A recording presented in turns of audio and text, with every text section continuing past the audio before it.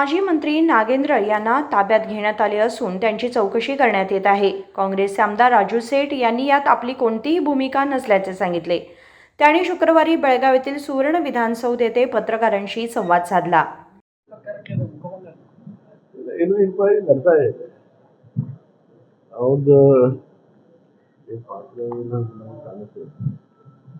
Radio ಅವರು ತಮಗೆ ಗೊತ್ತಿದೆ ಟಾರ್ಗೆಟ್ ಮಾಡ್ತಾ ಇದ್ದಾರೆ ಈಗಿಂದ ಈ 5 ವರ್ಷದಿಂದ ಚಾಲೂನೇ ಇದೆ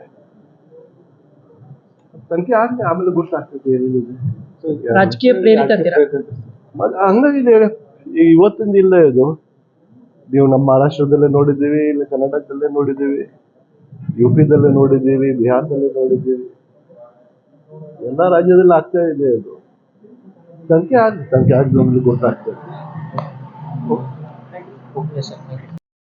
वाल्मिकी घोटाळ्याची चौकशी सुरू आहे। त्यात नागेंद्रची भूमिका नसल्याचे दिसून येईल। ईडी त्यांना लक्ष करत आहे। गेल्या 5 वर्षांपासून ते तिथेच आहे।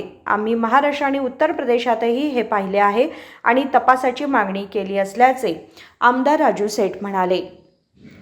संकल्प शिंदे, KMM मराठी, बेळगाव।